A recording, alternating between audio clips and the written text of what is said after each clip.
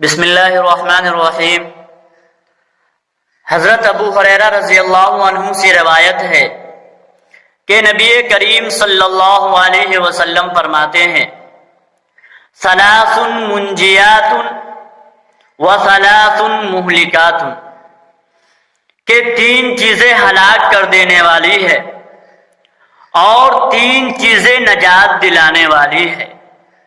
فَأَمَّا الْمُنْجِيَاتُ فَتَقْوَى اللَّهِ فِي السِّرِّ وَالْعَلَانِيَةِ، یعنی نجات دلانے والی چیزوں میں سے پہلی چیز یہ ہے کہ انسان اللہ تبارک و تعالی سے ڈرے، جلوت میں بھی اور خلوت میں بھی، یعنی لوگوں کے سامنے ہو تب بھی اللہ تبارک و تعالی سے ڈرے، اور اکیلے اور تنہائی میں ہو تب بھی اللہ تبارک و تعالی سے ڈرے۔ اسی طرح ظاہر میں بھی باطن میں بھی اللہ تبارک و تعالی سے ڈرے۔ دوسری چیز والقول بالحق فی الرضا والسخط، کہ حق اور سچ بات کہے، خوشی کی حالت میں بھی اور غصے کی حالت میں بھی، یعنی انسان جب خوش ہو تب بھی حق بات کہے، یا غصے کی حالت میں ہو تب بھی حق بات کہے، یا یہ کہ انسان حق اور سچ بات کہے چاہے لوگ اس سے راضی ہو یا ناراض ہو۔ تیسری چیز والقصد فی الغنى والفقر، کہ اعتدال کے ساتھ رہے، درمیانہ روی کے ساتھ انسان چلے، تنگ دستی کی حالت میں بھی اور خوشحالی کی حالت میں بھی۔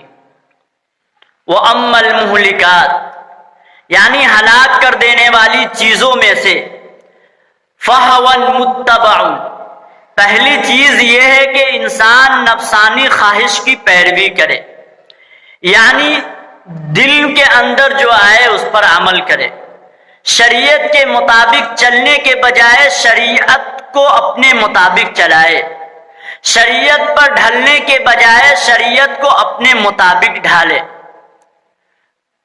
دوسری چیز وَشُحٌّ مُطَاعٌ، وہ بخل جس کی اطاعت کی جائے۔ جب انسان کے پاس مال ہوتا ہے تو وہ زیادہ تو اسراف خرچ کرتا ہے یا یہ کہ بخل کرتا ہے۔ اَيَحْسَبُ أَنَّ مَالَهُ أَخْلَدَ، وہ یہ گمان کرتا ہے کہ اس کا مال ہمیشہ رہے گا اس کے پاس۔ لہذا انسان کو چاہیے کہ جب اللہ تبارک و تعالی مال دے تو زکوٰۃ نکالے اور صدقہ وغیرہ کرے۔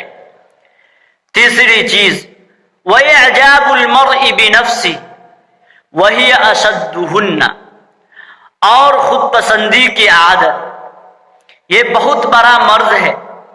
اس وجہ سے حدیث کے اندر وَهِيَ أَشَدُّهُنَّ کا لفظ ہے، یہ سب چیزوں میں سے یہ چیز زیادہ سخت ہے، اس لیے کہ انسان جب کوئی گناہ کرتا ہے تو اس کو گناہ کا احساس ہوتا ہے، لیکن جب خود پسندی کے اندر مبتلا ہوتا ہے تو اس کو احساس بھی نہیں ہوتا، یعنی مریض کو مرض کا بھی احساس نہیں ہوتا۔